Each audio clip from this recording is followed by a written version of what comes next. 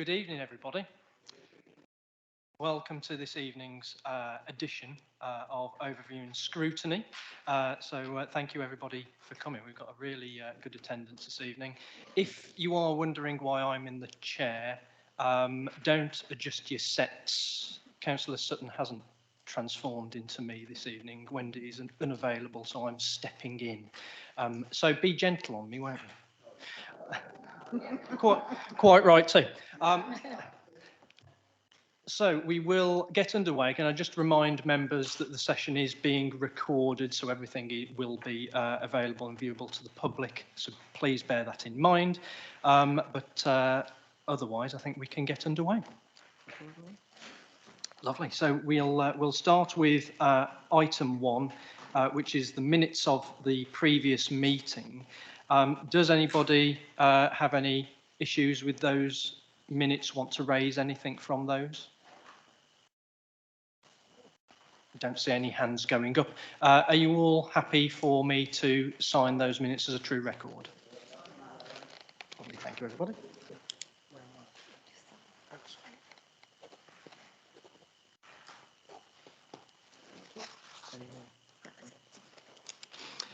Lovely, thank you, everybody. So we move on to item 2 on the agenda, apologies. Do we have any apologies, Lorraine?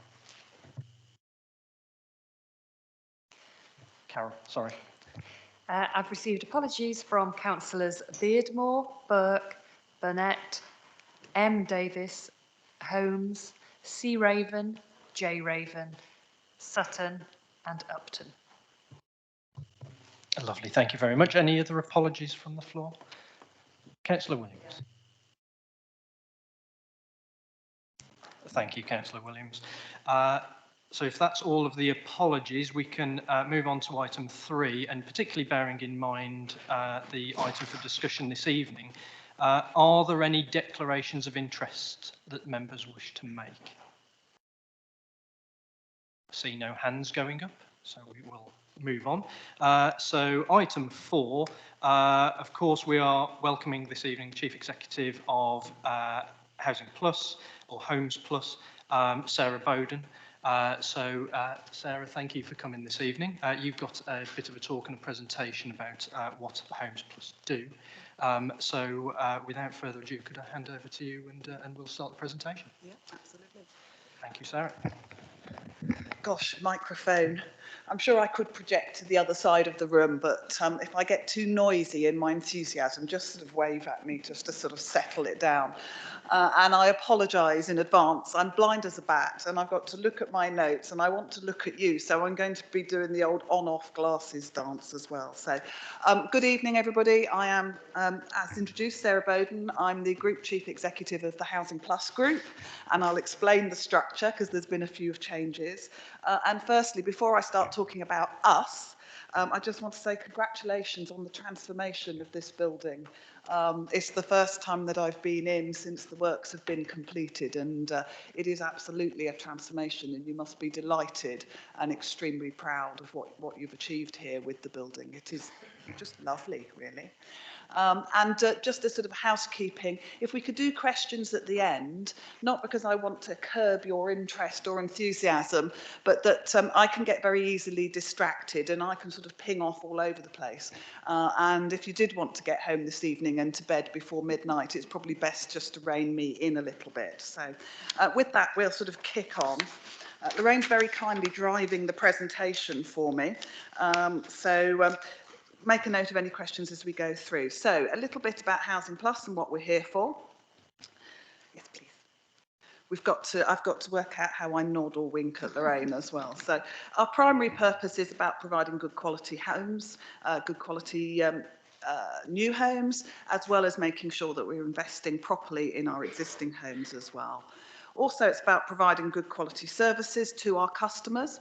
So that's helping them find a home, helping them maintain a tenancy, ensuring that we keep homes safe, which is really, really important and in good condition, helping our customers to live well at home and in their environment, to ensure that we're playing our part in neighbourhoods and with the community, to provide opportunities to our communities and to fund what we call the plus services, which I will talk about. And that's generally the sort of services that are linked to and compatible to the core services that we're providing. So that would be care, floating support, money advice, employment, digital inclusion, things like that. And all of those are encompassed in a new 3-year corporate plan, which has just gone live in April, runs from this April to March 25. And that is titled Progressive and Resilient Through Change. And I think you will all understand why we've used that. It has 3 principal objectives. They're fairly simple ones. It's about homes, lives and communities, and business resilience. And again, I'm sure that we have a lot of common ground with that as well. Thanks. So what you'll see up on the screens is the geography. So the blue is the areas where we have homes, shops, garages, communities, etc. And the green are the surrounding areas. So you'll see that we cover a fair proportion of Shropshire and Staffordshire. And the principal group companies are Homes Plus, and that is the 3 merged landlords in the group. You might be more familiar with South Staffs Housing Association, Sevenside, if you had any connections with Shropshire, and Stafford and Rural Homes, or SAR, everyone used to call that one. But they have all legally been merged into one new single landlord, which is Homes Plus. So the group is Housing Plus, and then we have Homes Plus. We also have 7 Homes. That's our market rent and development vehicle. County Town Homes, which is the company in the group that builds for outright sale. Property Plus, which is the part of the business that does all the repairs, improvements, compliance works, grounds maintenance, anything to do with the bricks and mortar and the green spaces. And Care Plus, which provides retirement living accommodation, extra care accommodation, domiciliary care services, both to customers and private individuals in our communities. And we have 1 residential nursing home as well, which is in Shropshire rather than South Staff, so I won't talk about that too much anyway. Care Plus also provides a whole range of different telecare services, again, not just across our own customers, but we have a number of contracts across the country with local authorities generally, and I think it's one other housing association in there, where we provide them with that sort of telecare service as well. And Care Plus is also responsible for some quite specialist individual household-based support, so things like hoarding, mental health support, and we have a number of contracts in place for that. So in terms of the governance structure, on the left of that slide you can see the Housing Plus Group board, that's the parent board. On the right hand side you can see the executive team, so that's myself. So as well as chief executive and being responsible for the executive team, I also have direct reports for development and people. Then we have Vicky, who's doing finance, all the IT work, legal and governance, and treasury and anything to do with numbers. Andrew, who is about property, runs Property Plus and all the allied services with that. And Les Clark, who's our housing and care director.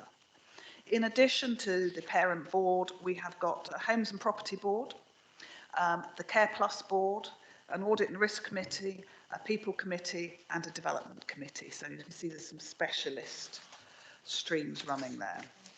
So in terms of some key facts and figures, the group has nearly 20,000 homes across Shropshire and Staffordshire, plus garages, shops, leaseholders, and the majority of that is social rented, but we have about, I think it's 121 market rent properties. We employ nearly 1,000 people across that geography in permanent jobs.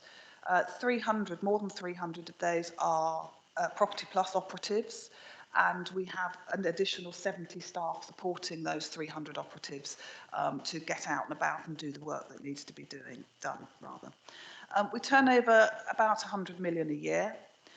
We have assets in the region of 681 million. In terms of the stock values across the area. And We are funded in a variety of ways. So we have the ability to draw down on available funds of about 52 million is free at the moment from our current borrowing. And we have £405 million worth of borrowing in place at this point in time. So the funding comes from private organisations. So we are funded by Nationwide Building Society, BAE's Pension Fund, Clydesdale, Barclays Bank, Canada Life's Pension Fund, and M&G. And that is a very commercial market and a very commercial transaction. So when we go to the market for more funding, it gets really serious. And they set very clear and very specific and very demanding financial performance measures for the business and covenants. The other way that we get money obviously is through our rental stream to pay for the services, but it's a lot of money that's coming in through these private funders. The rent income that I've mentioned is obviously absolutely critical, and so the financial management of that is also really, really critical. So just to give you some stats about that, our arrears at the end of Q4, so at the end of March, were 1.74% against a year-end target of 3%, which was slightly up on last year's performance of 1.58%. We are a top quartile performer across the country in terms of our arrears collection and management. And that doesn't mean that we go and just evict everybody. We've only evicted one household in the last year. What it is about, it's about supporting people and helping and encouraging and enabling people to be able to meet those responsibilities. We have the, I've skipped one, so budget spend for this year is 137 million, and I'll give you a bit more detail about how we're spending some of that. We have the highest regulatory rating for both our viability, financial viability, and our governance. So we are what's known in the sector as G1V1, which is only 4 digits, but a big badge to be wearing. That comes from the regulator of social housing. They review all housing associations, all registered social landlords, and we go through a pretty tough external review by the regulator. We did our last one last year as a post-merger. They're called in-depth assessments, IDAs. We are also regulated by the Charity Commission because we have a number of charities in the group, and the care company is regulated by the Care Quality Commission, CQC. So we have quite a lot of masters over and above our customers. So just a little bit about the post-merger integration. We've done 2 mergers to form the Housing Plus group and Homes Plus, 2 mergers in 2 years, the last of which was 2.5 years ago. And we've just finished what was a very challenging 2-year integration programme from the last merger. What you'll see there, and I won't go into a lot of detail, were some of the priorities for that we have now all got completed. Homes Plus is part of that harmonisation of services, which is a key part to make sure that we are running with consistent policies, practices, strategies, procedures across all of our homes. Because it's just not acceptable to provide a different service standard from one area to another area or one village to another area. It has to be consistent. So we won't talk about that. So just some, not too much anyway, just some further recent changes. I've talked about the 3 landlords having been consolidated, amalgamated to form Homes Plus. Like you, I expect, we have seen an increase in absenteeism. As a result of COVID. It seems to be coming in waves. Children go back to school, we get another wave come through. And obviously we work with some very vulnerable customers and we need to make sure that we take proper care. The labour market has become extremely difficult and we have seen a number of quite senior staff actually in our business who have said, do you know what, actually COVID's really made me stop and think, particularly if they've lost people that they were very close to, and I don't need to or want to carry on working like this at this pressure. So we've had a number of retirements as well, and we're not alone. I think America call it the big resignation as a result of COVID. So the labour market is extremely difficult. I think it's probably fair to say social care is in crisis. It might not have immediately fallen into crisis, but it's not in the best of shape, I think. And for us, with a fairly significant care company, that is something that's really important and notable. Inflation is increasing enormously. The RPI-CPI gap is increasing. That's really important for us. Because our costs increase by RPI, our rents only increase by CPI. So there's a gap, a growing gap coming with that. Whilst I've sort of boasted about our arrears performance, furlough was a real challenge for our customers, and it challenged income management. And we furloughed very, very few of our staff. We managed to keep most of our services running, albeit in a different way through those furloughs, but it was a challenge. We've also got the social housing white paper, the building safety bill. There's a lot of new legislation coming through in quite a hurry. The white paper is looking for greater customer influence, quite rightly. The building safety bill just seems to be, well, it's intended to make buildings safer, obviously, but there's a very big price tag attached to that. So there's a lot of change that has happened and that's going to continue to happen that brings with it both pressures and opportunities.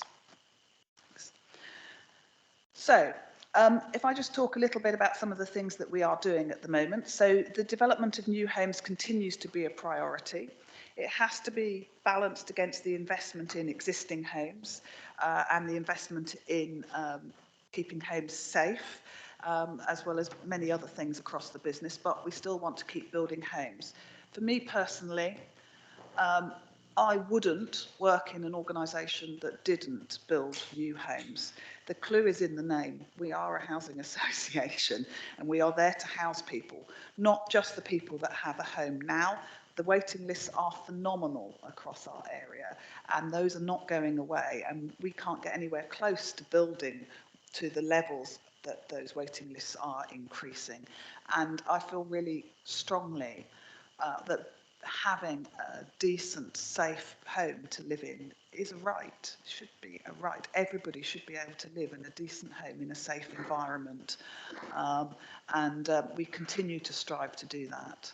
So at the moment, the programme's got about 260 odd new properties scheduled. 220 are homes for market sale and social rent and shared ownership at Wrottesley Park Road in Purton. The first phase of that is 73 homes and due to complete in 22-23. So if you go past the site, I did 2 weekends ago, you can see the contractor is there and busy, the roads are getting punched in, the site is cleared. To be quite honest, it looks just like a great big muddy mound, but you can see the drainage is going in, the roads are going in, the infrastructure is hitting in. So first phase, 73 homes. And if you can see the photo, that's just an aerial shot before they really started digging it up, but just as they started to punch the roads in off the roundabout, so that's only 2 or 3 weeks ago. We continue to be extremely committed to rural housing and rural exception sites. Now, you will know as well as I do that they are notoriously difficult to get going. They can take, well, 2 years would be pretty quick. 5 years is probably the average. I have heard of others that have taken 10 or 15 years to actually get out of the ground. So we've got sites in plan at the moment for both Bednall and Bobbington, so good news for those local rural areas. We're on site with fully wheelchair accessible bungalows in Hilborough Rise in Kimber. We've got some bungalows going up in Bilbrook. We continue to take delivery of Section 106 homes. Those are the ones that are coming through speculative developers through the sort of planning gain piece, and that's for social rent and shared ownership. Wheaton Aston and Kimber are the ones that are there at the moment, and we've just completed the Burgesses. Also in Kimber. That's not the Burgesses, but there is a photo later on. It sounds like we're only working in Kimber, but it's not true. It's not true.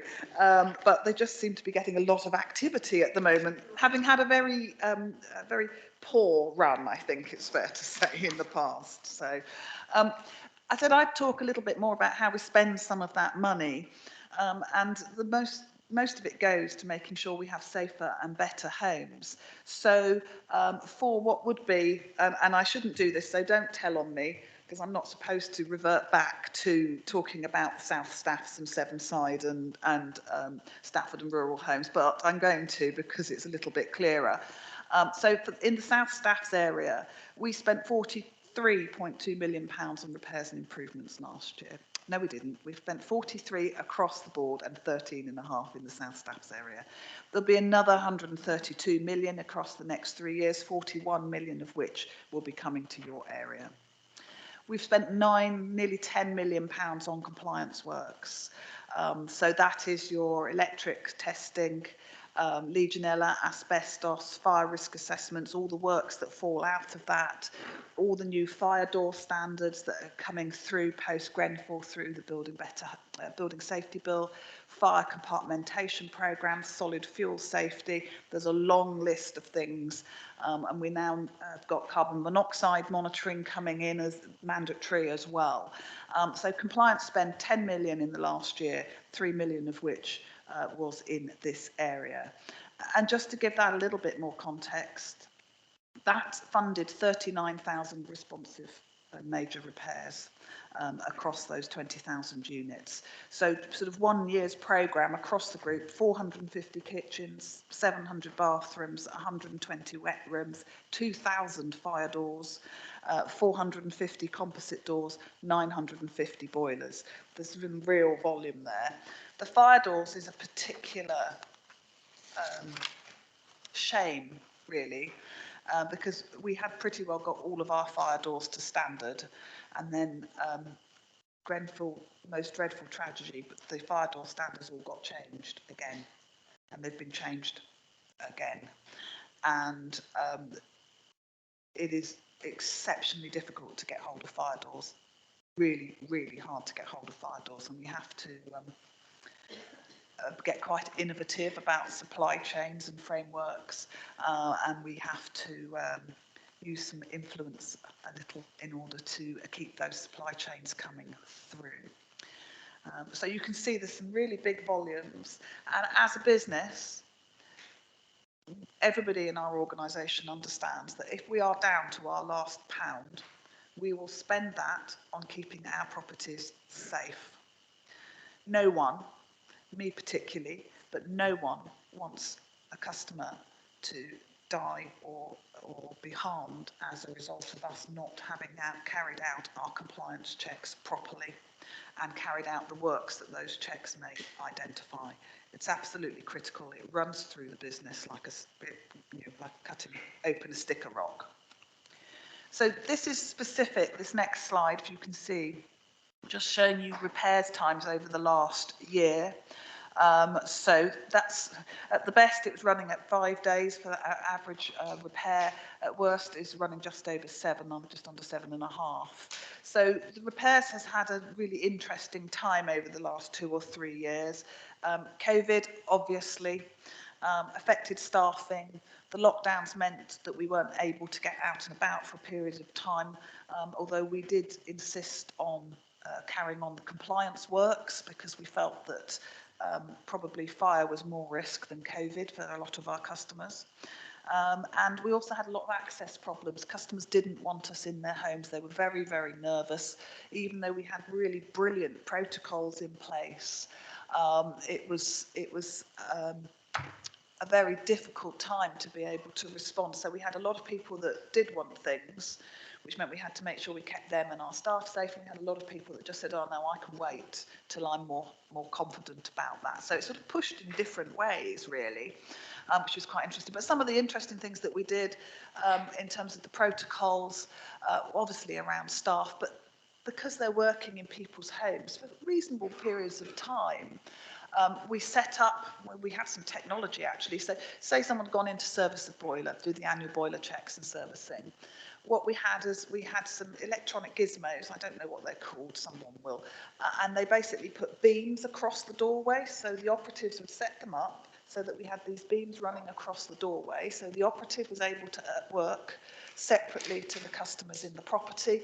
If a child broke the beam, an alarm would sound, and we could just keep people safe by really limiting the level of, the amount of mixing.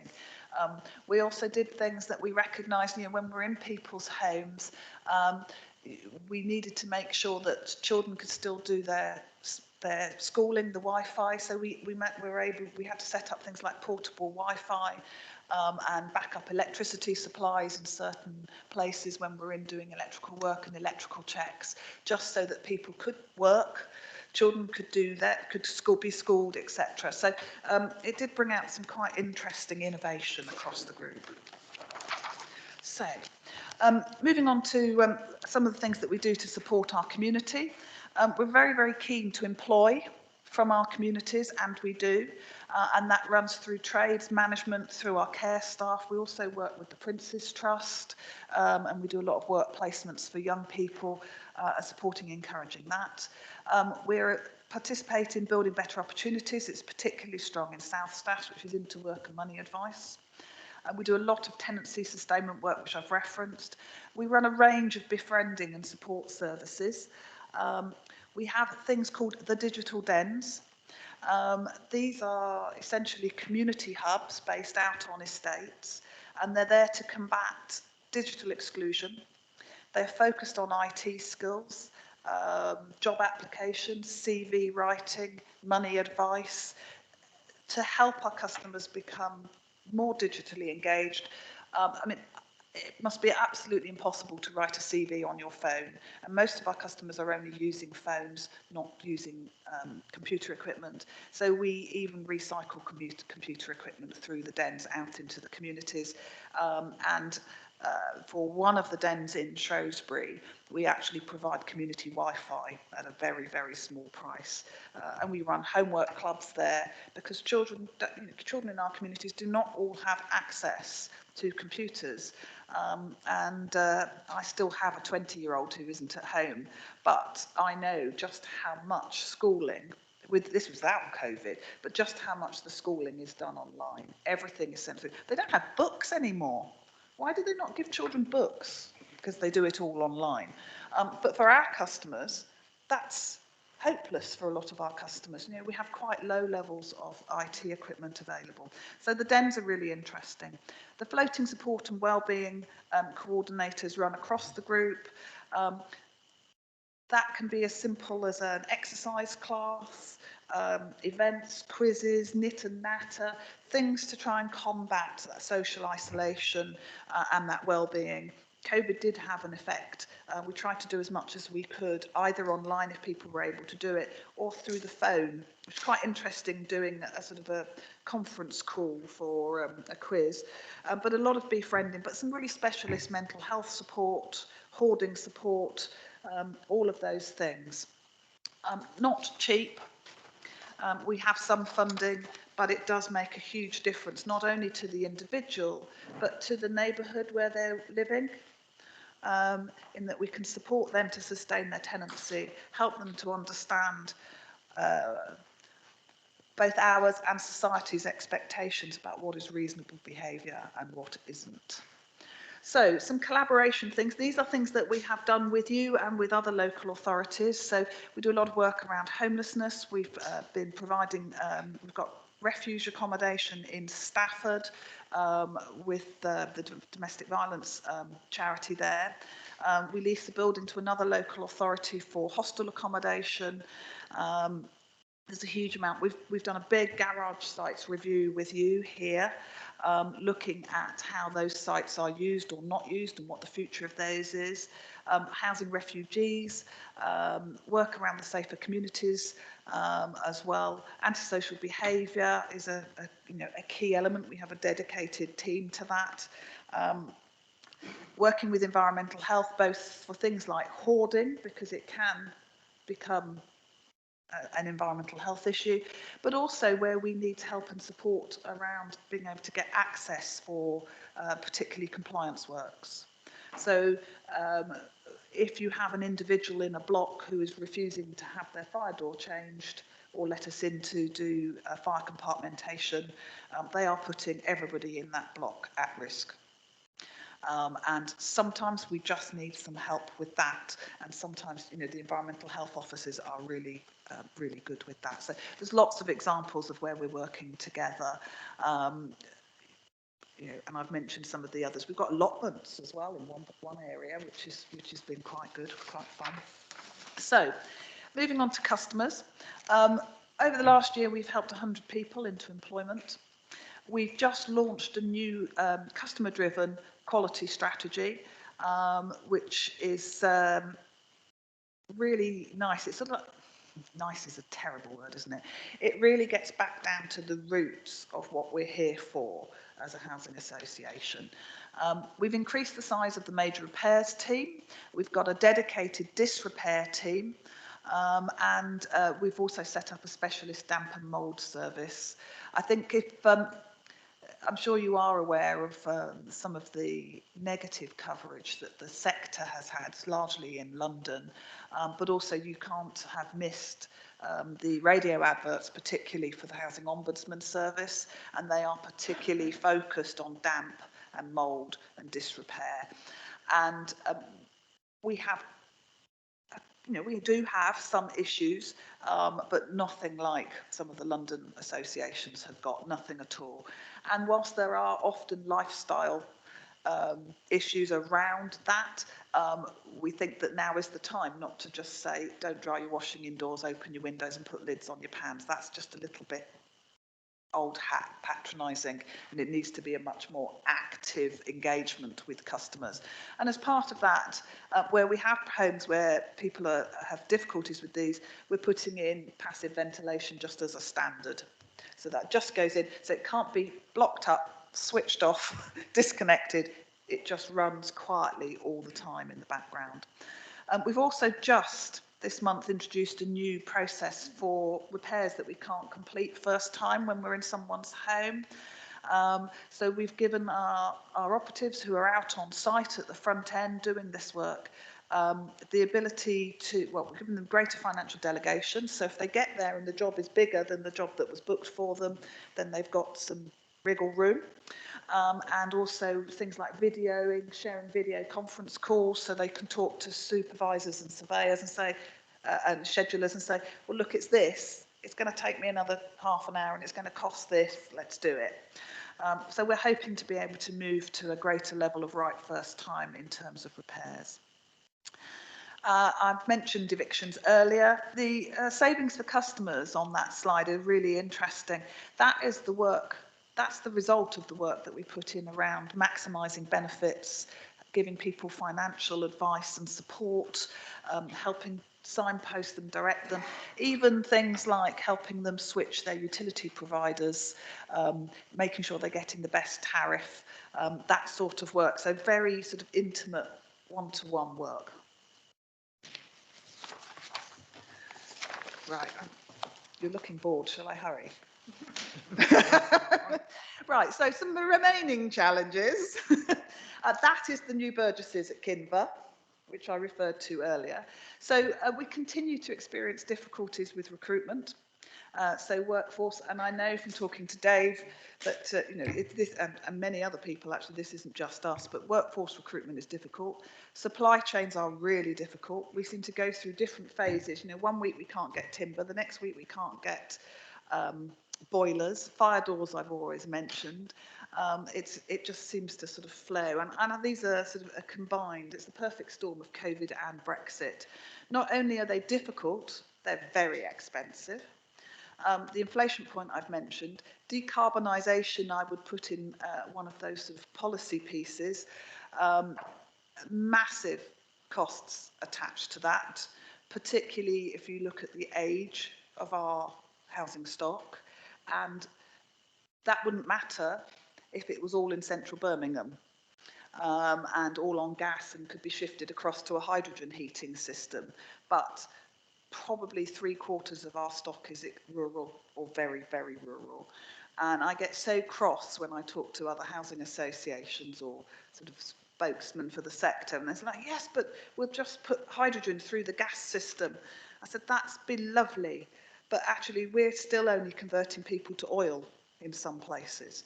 You know, they've come off solid fuel, they've gone on to oil or electric. That is what we heat a lot of our homes, you know, probably 3/4 of our homes with. So hydrogen is never going to be a solution, as they are not going to extend the network. So decarbonisation in our rural areas is challenging and expensive. COVID I've mentioned, housing policy I've mentioned, reducing void losses, not only financially important, but there's a moral issue with a property standing empty for me. Someone wants and needs to live in that home, and therefore we need to get that turned around and relet as fast as possible so that they can. Linked to that is about responding to housing need. It is enormous. It does change, but we've just started some work to better understand the housing need. Part of the problem with housing need is it changes and evolves much quicker than you can build new properties or adapt existing properties. So that's an interesting one. And then land supply and new build costs. We are seeing some massive increases on tender prices. We're also seeing a lot of developers aren't even interested in tendering because they've got full books and they don't want to take the risk. Because the way we contract, we try and put as much of the risk onto the developer rather than carrying that ourselves. So really quite difficult.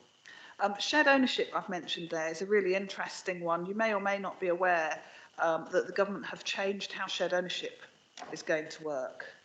And my view is, you might not agree with me, it is going to make it a very unattractive tenure choice for us as landlords and shared ownership providers. So we would normally build shared ownership for a minimum 25% share of sale, 75% rent.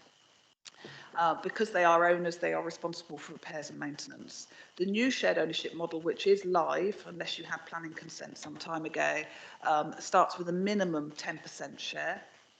And for 10 years, the landlord is responsible for repairs and maintenance. That makes it deeply unattractive to an organisation like ours.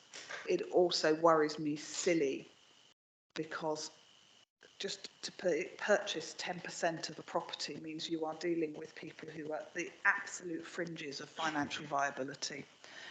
And they will probably have a mortgage for that. And the way lenders work is they will have first charge over that property.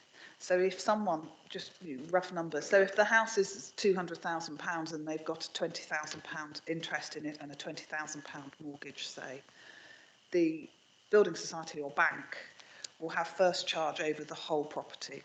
And if they repossess, we lose the 90%. They take the whole lot. So it's a fabulous deal for the lenders, but very tricky for us now with that model. And I do think it's a product that will appeal to people who have got the least financial capacity and ability, and that makes it dangerous, I think, for them, for us, and for their communities. So that's just an interesting example. So how do we deliver more? So we want to deliver homes that we're proud of, that our people, our customers are proud to live in. We need to carry on investing in repairs and improvements. We've just completed stock condition surveys across all of that stock, and that tells us that we have another £1.5 billion to spend by 2030 across those 20,000 units. The quality strategy is about improving the customer experience. That is being driven by customers. We're carrying on building. We will carry on making homes safer. The whole net zero carbon strategy is pretty well developed. The principles are all agreed. We've had some great grant success in partnership with you and other local authorities. So we've just had £1.3 million for the Social Housing Decarbonisation Fund. That's going to fund improvements to 148 homes. Does have to be match funded though. These things always do, don't they? And we want to be able to carry on growing the care business, so both in scale and in scope. Particularly Dom Care runs on very, very, very small margins, which is why we run a sort of portfolio of care products. And for us, that is really important because of the rural nature of our communities for our customers. So for a lot of our villages, a commercial care provider will not go to our villages. It is not cost effective for them to drive 45 minutes an hour to deliver what they do, 15-minute slots. Quite what they think they can do in 15 minutes, I have no idea. We do a minimum of a half-hour slot, but it's just not cost effective. They don't get the return, so they won't do it. But really important to us that our people have the ability to get care in those areas, don't have to move into an urban environment if they don't want to. And that is part of the plus in the Housing Plus. So, building capability. And this is about how we're trying to build our capability as a group of businesses. So we have also running at the moment a massive investment in technology. So we've got £9 million going into a new housing management system. At the moment we run with 3 separate different housing management systems, 3 separate different asset management systems. The accounting system's all the same now, we've done that bit. The people systems are all the same, we've done that bit. But the housing management and the property systems are really critical, so a lot of investment going into that. Cyber security, a challenge for everybody, but a lot of work going there. And we're also looking to extend that self-service and internet capability for ourselves and for customers. We have moved to an agile working model. We were able to roll that out really, really quickly when COVID struck for staff, but we still need to sort of build on that, and it would be great if we can get that to work better for customers. Continuing to strengthen our customer engagement, both involvement, insight, impact. We have 3 residents on the Ombudsman's National Tenants Panel. So really disproportionate number of seats at that panel, really, really critical. Our scrutiny panel, which is for customers that want to be involved with us, to scrutinise what we're doing, to understand, to inform, to shape, to develop, has seen a 6-fold increase in the numbers of staff, of customers that we've got involved in that. We have a tenant board member on the Homes Board, who's fabulous. It's all linked into this quality strategy, the white paper, etc., and being able to just... There's a piece about listening, isn't there, that's really absolutely critical. And if you listen, you have to act, and it's about being able to shape that together with those customers. Financial resilience is critical for everybody. So at the moment, I've said 52 million available, unspent, as it were. Scheduled to be spent, I have to say, but we are going to go to the financial markets later this year to either restructure all of that funding into a simpler structure, because we've got a lot of funders sitting there at the moment, but in addition to that, we are looking at quite a significant additional chunk of money to come in to fund these aspirations. And we are nothing without our people. So developing that workforce, those 1,000+ people that we have working for us, we have 100 apprentices running in our business at this point in time. Absolutely critical. There's a lot of people in our business like me that are getting a bit old, a bit long in the tooth, and we need to make sure we are developing that talent. So it's work around the Emerging Leaders programme, the retention of key skills, but bringing the young people up and giving them the opportunities, training the people, drawing people in from our communities is absolutely critical. Right, so working together, we have appointed a dedicated senior manager for disrepair, complaints and environmental health, and I know that there was a meeting with the EHO team here last week. We are visiting every case where we are advised of a concern around damp and mould, rather than defaulting to the lifestyle piece that I mentioned earlier. We have just significantly upgraded the lettable standard, so that's the standard we expect our homes to be when we let them to the next tenant. We engage in quite regular feedback to members of Parliament, etc. We have a very lively post bag, I think it's fair to say, post being a bit of an old-fashioned word, but we'll use that. And we have continuous informal dialogue between our colleagues. And I think it's fair to say, I think probably that it works better with South Staffs District Council than it does with our other principal local authorities. It can be informal, it can be formal, I personally meet with Dave on a quarterly basis, with my chair and Roger, the leader. So we have these regular meetings, and periodically we try and get everyone together, although COVID's messed that up last time, I think. So there's lots of liaison there, but there's always room for more, isn't there? More communication. So just a little guide for you here. So helping you to get the right person. So our head of neighbourhoods is Kevin Davis. Head of lettings is Becky Hughes. You've probably seen some of these names on letters and things back to you. The Director of Housing is Sam Alcott. The primary contact for elected members is Rachel Carlis. And then the principal exec directors would be Les Clark for Housing and Care and Andrew Kenny for Property and Compliance, and then myself. So we have shared contact details with South staffs, giving emails, phone numbers, mobile numbers, etc. on there, so that you have that is there, it is available. We're very happy to share it so you can find the right person when you need them. We have a customer service centre, and we also have an out-of-hours call centre. So we have someone will answer the phone 24/7, 365 days a year. I think it's fair to say that we've just had to change our out-of-hours call centre because we had some truly shocking experiences with them with COVID. So we have got a new provider doing that. But there is an out-of-hours call centre that will deal with emergencies. It won't deal with your routine repairs or inquiries once the offices are shut. But the customer service centre during office hours will do that. So hopefully that is helpful. So finally,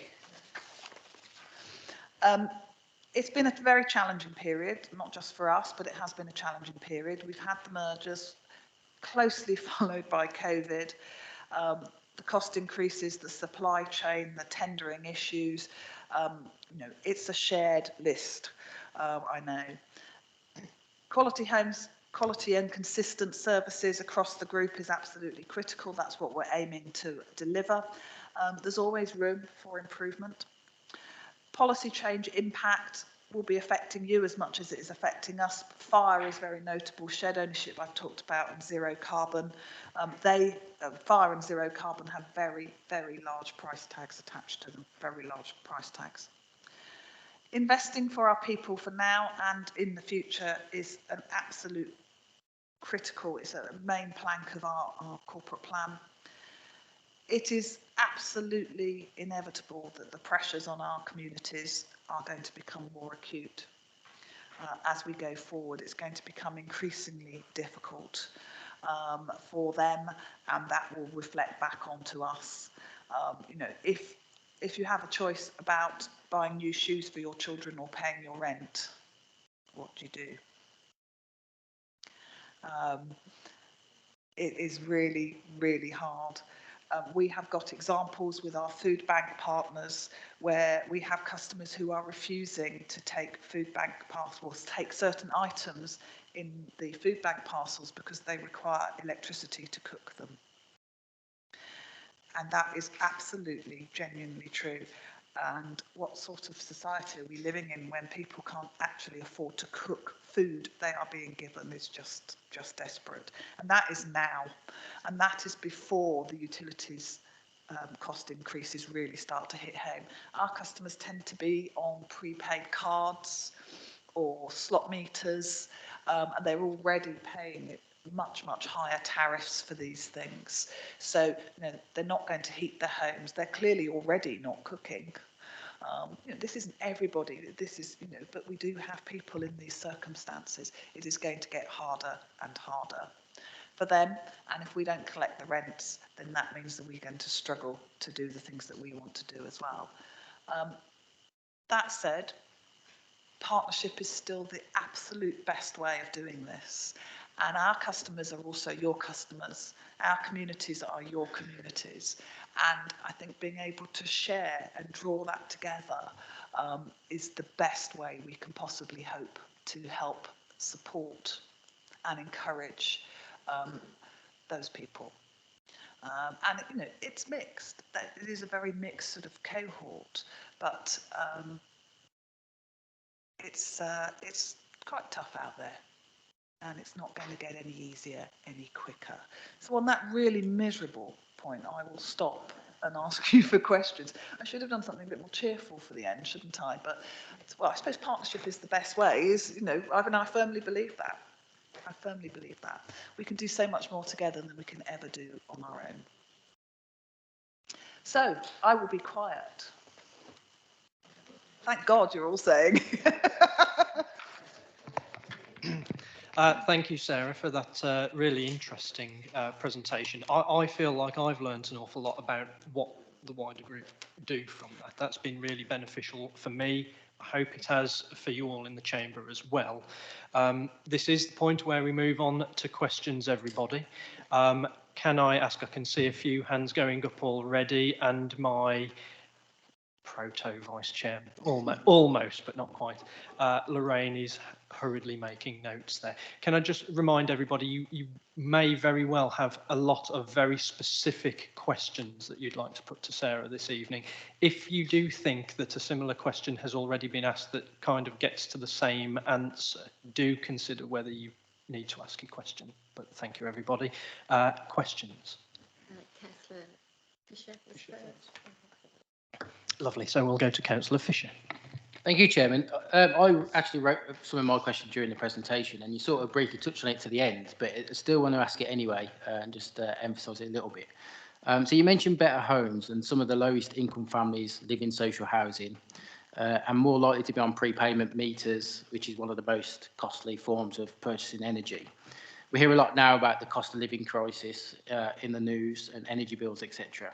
And you've mentioned decarbonisation, specifically gas, net zero targets, and the cost of this seems that you put a lot of emphasis on that being a barrier.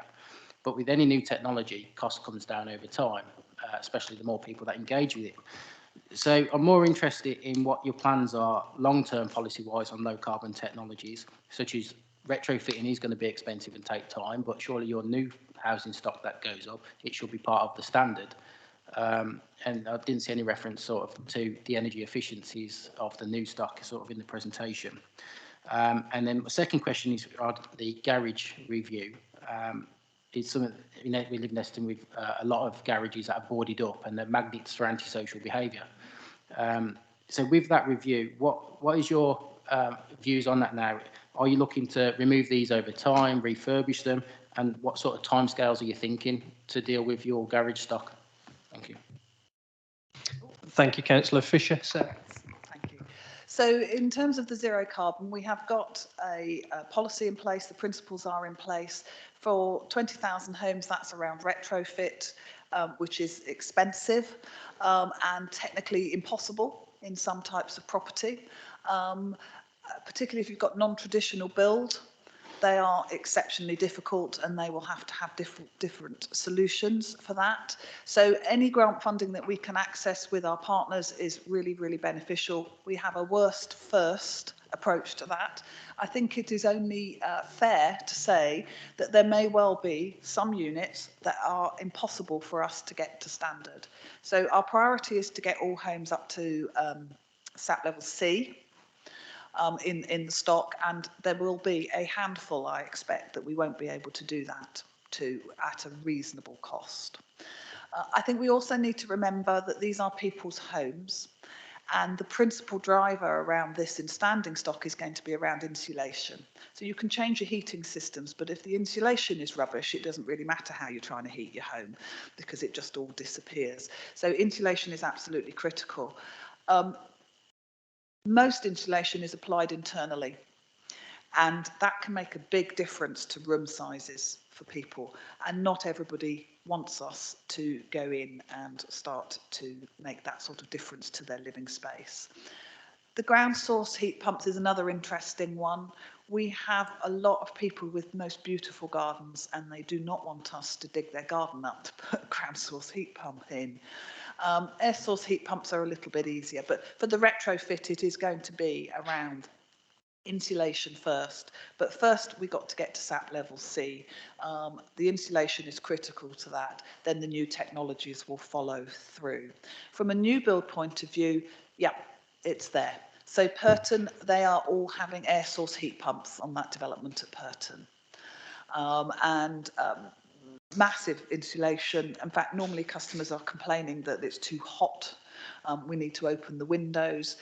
We get a lot of feedback around the new build that they don't have to put the heating on. We put solar panels on for hot water. I was talking to customers about a year ago actually on a site, and she was saying we've never had to put the immersion heater on. The solar has heated all the water.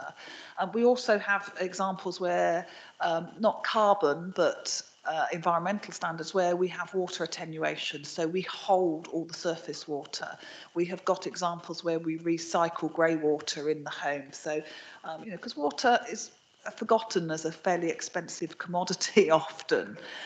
So there are a number of initiatives there. Yes, there will always be differences between the new build standard and the standing stock and what we can do to the standing stock. But we have the principles established, the funding is starting to come in, there's quite a lot gone into the business plan for that. So it's a sort of watch this space as this develops. I think it would be fair to say to you that we are not going to be at the cutting edge of technology in Housing Plus in South Staffordshire, largely because of the rurality of the homes. And as yet, no one in the sector has come up with a really good solution for me for how we're going to heat our rural properties. Because nationally, it is linked to hydrogen or electric heating. And customers actually really don't like electric heating. They don't like it. You know, it's a constant thing. It's hot in the morning and cold at night. You know, sometimes it's you know that's an issue. That is an issue. You know, and electricity isn't getting any cheaper. In terms of the garages review, all of the things that you suggested are all possible. So we have already started to sell some garage sites across the stock. I think we've sold 3 or 4 to date. That will go for probably very small scale residential development, but too small for it to be cost effective for us. So sort of 1 unit, 2 units, 3 units, even if we bundled them up, it's just not cost effective. Where we can do it, we do, believe me. If we can build on it, we'll build a new home on it. But where we can't, they've been packaged up and sold. We've got another 9 with solicitors at the moment. We have also identified, our housing management colleagues have identified garage forecourts, the garage clusters, can't think what the name is,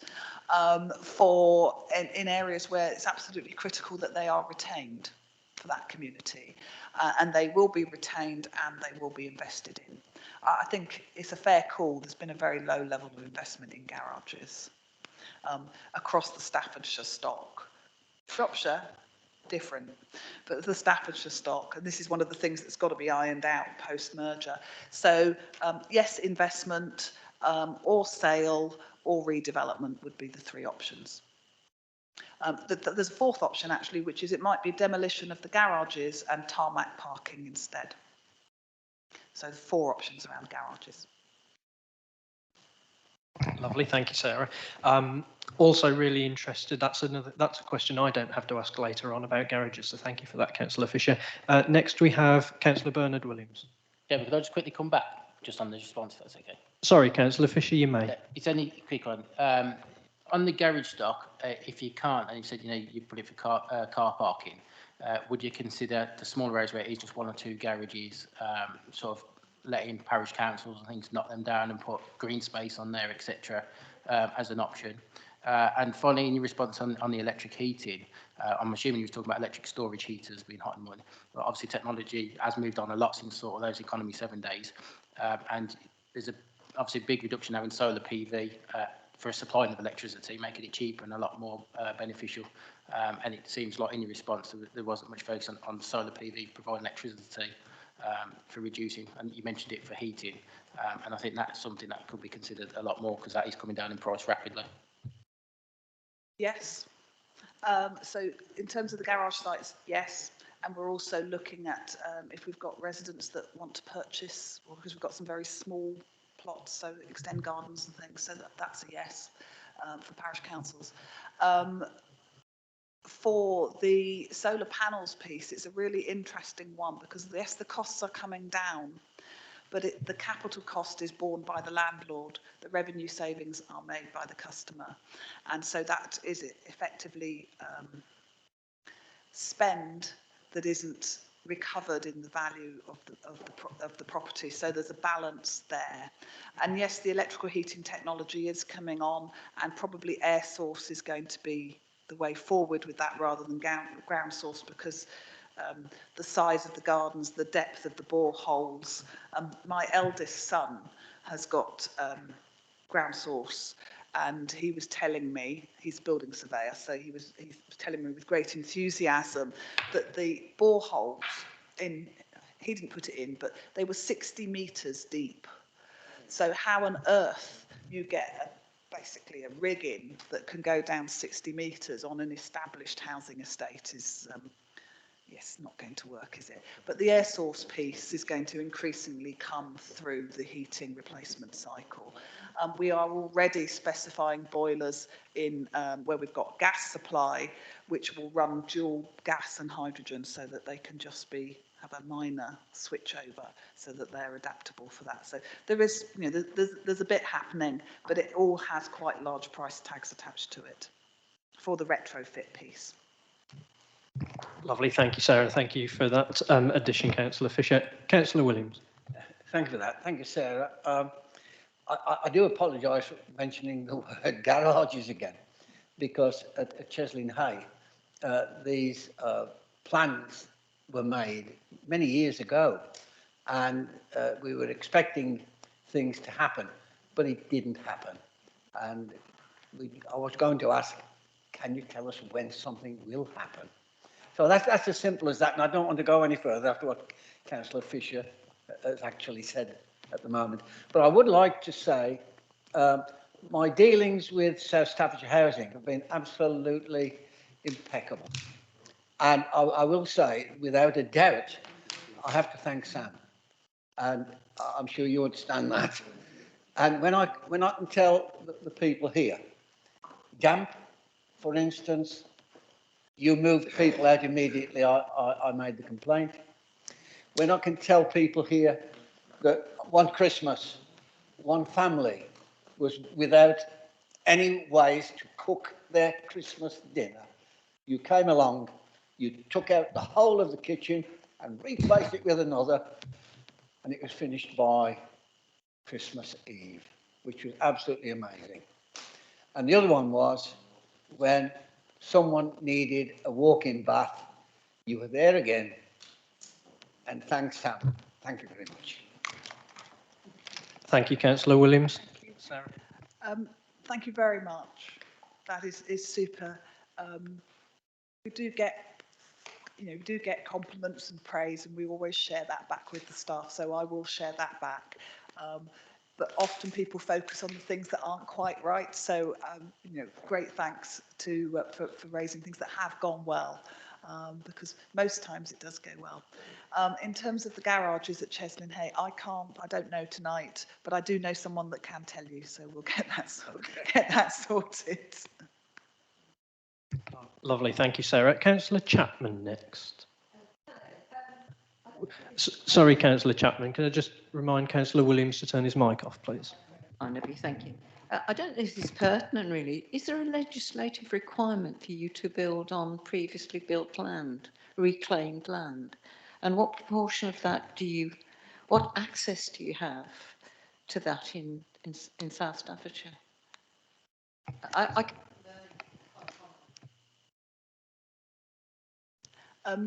There is no legislative requirement. It would tend to come through planning. We try and ensure that we use our own assets. So whether that's garages or unused shops, or if we're in the situation where we can demolish and rebuild, etc., then we would look to do that. Quite a lot of our development does go ahead on brownfield land, but it can be really expensive in terms of the remediation works. So there are agencies what used to be the Homes and Communities Agency, and Homes England. The Homes England did buy up parcels of brownfield land that needed remediating, and they cleaned it all up and they bundled it all up and then they tendered it all out. We have some land in North Shropshire that came through that programme, so that has been cleaned and remediated. We've got a site in Bridgenorth. I know this isn't your area, but there's a site in Bridgenorth which is the old council offices.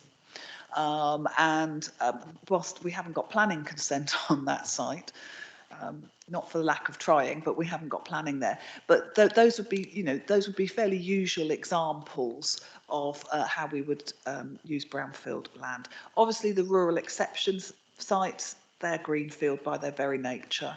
Yeah, in terms of the programme, I don't know. I would only be guessing if I gave you a split, but a lot of it is brownfield. We work in a very rural area. We want to protect that. That's what makes our areas special. All of them all have a very significant rurality to them.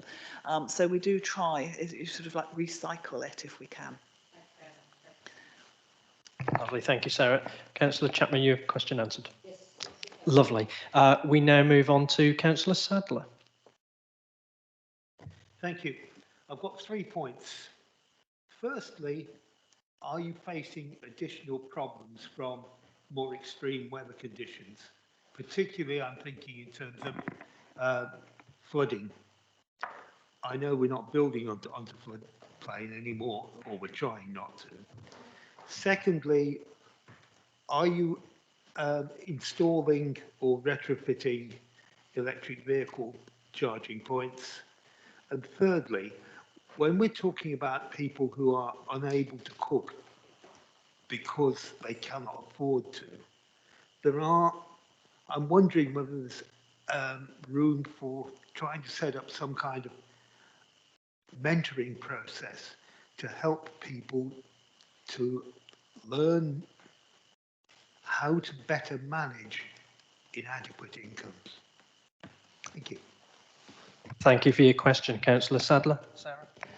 Okay, so I start with the weather and the flooding. We have got a handful of properties that we are starting to see increased difficulties with flooding. Some are in Shropshire. Obviously, the River Severn is notorious, and there are some in South Staffs. And then we have some that it's not a flooding issue in Stafford town centre in terms of the residential accommodation, but the basements we have a problem with, which is it's got to be addressed because that's where all the electricity is. The clue for that one was in the name. It's called Rising Brook, and it does. So no, we don't and won't build on known floodplains. We always assess the flood risk for new build. We have a handful of existing properties where we have flooding issues, and we have to look at a range of both sort of remediation measures. Sometimes it's as simple as a ditch or a culvert. Sometimes it's much more complicated, and we have to start digging up gardens and putting in drainage, etc., etc. So yes, but really, really small numbers. Really, really small numbers. Electric vehicle charging. We have a fair proportion of our fleet is electric. Offices all have electric vehicle charging. We have banks of charging points. Quite a number of our staff run electric vehicles. This is a growing thing for us. Most of our retirement living schemes have got electric vehicle charging points for both customers, staff and our operatives. That is part of the net zero carbon strategy. So there's a fair number already in existence. What we are in negotiations over at the moment, and I can't say where, when or who, because we've signed a non-disclosure agreement, but we are in negotiations with a third party who wants to lease some of our land to put in a super fast charging station for public use. But part of that would mean that we would get access to that at reduced rates, which means that we could increase the electric vehicles on our fleets. But you'll see our caretakers would be in electric vehicles generally, etc. So that is a growing piece for the business. In terms of cooking and mentoring, I think there's probably scope for mentoring around those general household skills. I don't know how many people do what in my day was domestic science or food and nutrition anymore. Not many, I shouldn't think, but there's scope for that. In terms of the financial piece, which you link to that, is we do a lot of financial money advice, money awareness, helping people to sort of understand. But people need to tell us, or we need to find out that they've got an issue so that we can put the support in. And people are, proud, embarrassed, sometimes just not bothered, to be honest, occasionally. And they don't necessarily come forward and say, I am really struggling to make ends meet. Is there anything you can do to help and support me? We tend to know when they stop paying the rent, and that tends to be the principal trigger where we can get involved. But that is not just about paying the rent, it's about that holistic financial well-being, and support is absolutely critical. So that, as I say, can be digital skills, into work support, CV writing, providing the kids with somewhere to do their homework, all sorts of things can make a difference to those households. Lovely, thank you, Sarah. Councillor Sadler, your questions answered?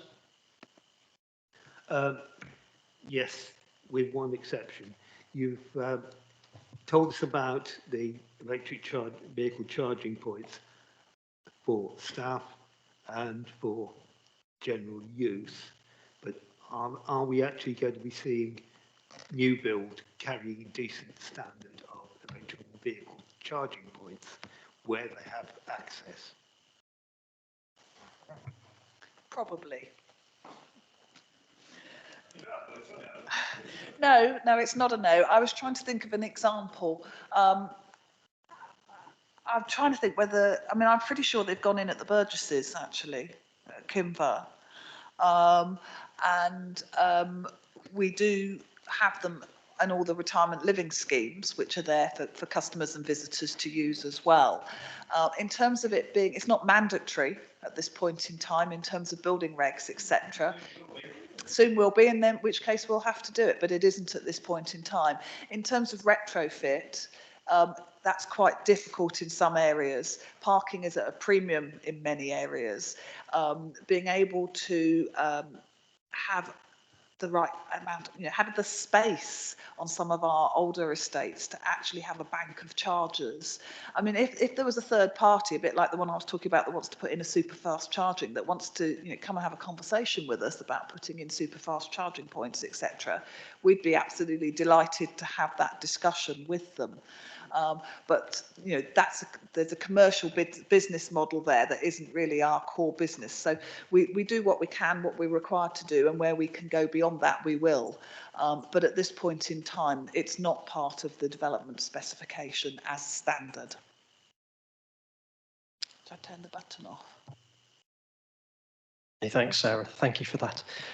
We have more indicating to speak as well. I am minded time is getting on, so we'll go to our next participant, Councillor Cope, and then we'll consider whether we need a 5-minute comfort break. Thank you, Chairman. Sarah, thank you for that comprehensive review, really, of what your organisation achieves. I have been approached by parish councils and other people to ask you questions tonight.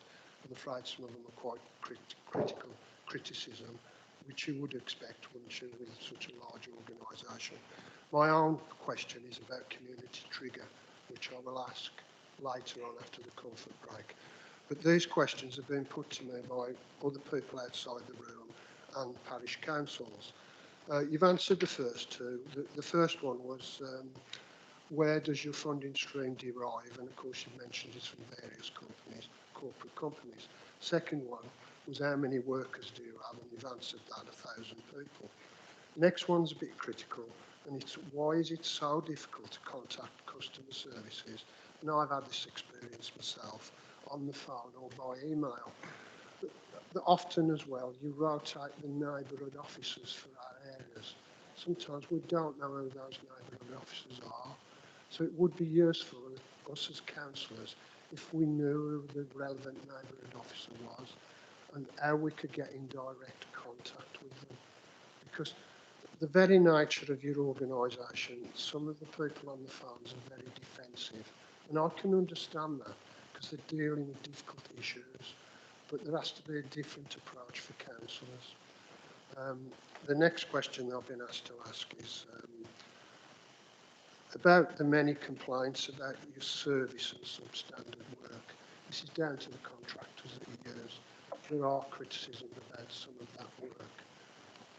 And as I say, this is somebody else who's asking me to ask that question.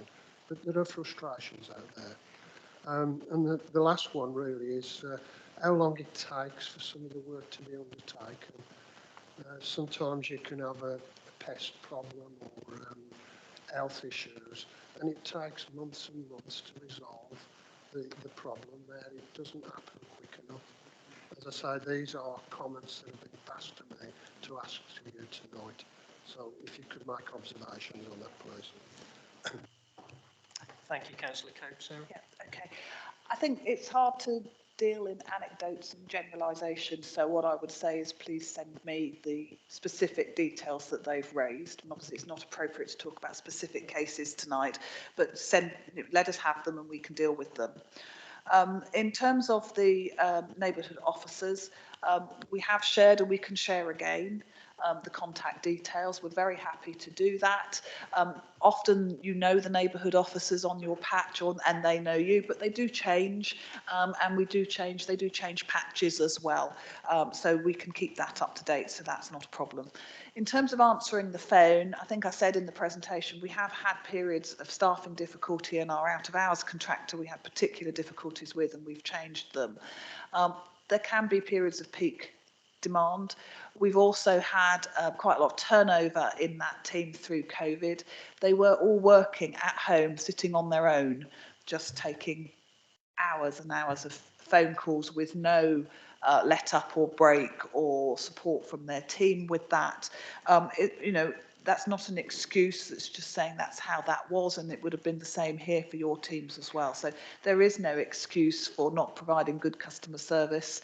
They do answer the phones when they're free to pick up the phones, they absolutely do.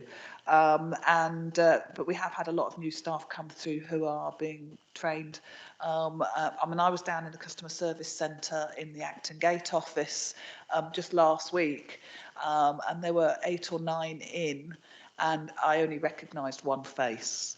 So, you know, people do have to learn, but there is no excuse. They should all be working to the standards that we expect, and if they're not, I will take that back. But again, if there can be, if you or the parish council has got a date or a time, then we can pick that up, and we do record calls. So if there is a really specific incident where, you know, something's gone horribly wrong on a phone call, we do record them so we can pick that up and follow that through.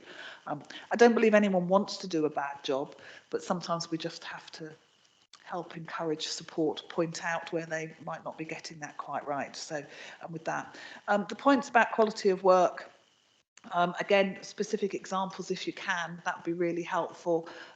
Really disappointing to hear that. We don't use very many contractors. We only use contractors for very specific work. So Phoenix Gas do all the gas servicing, the annual checks and the servicing. So that is the most notable contractor outside of Property Plus. So they are in every property with gas at least once a year. So that would be one contractor. Then it would be the specialists like rodent control, drain jetting. There are a number of highly specialised contractors that we would use, asbestos removal, things like that. But the bulk of the day-to-day interactions are carried out by our own Property Plus team. So that's, you know, that is concerning. But examples, please. In terms of the delays, yeah, when we've had supply chain problems, which I've referenced, we've had staffing problems, which I've referenced, as have our contractors.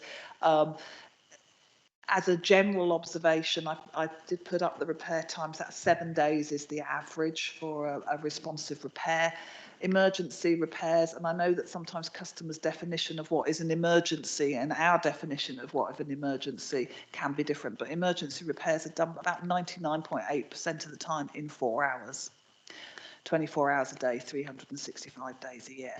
And we are constantly refreshing and revising our structure so that we can deliver services better for customers. So we have a team, I always call them the HIT team, but that's not their name. They're sort of like a triage team that we can get out faster than the normal responsive repairs times, and that's gone down very well with customers and has made a big difference both to response times and to customer satisfaction.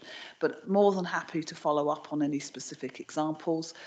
We don't get it right 39,000 times a year, but probably just looking at what comes across my desk, we probably get it right about 37,000 times a year. But you learn more from the ones that have gone wrong.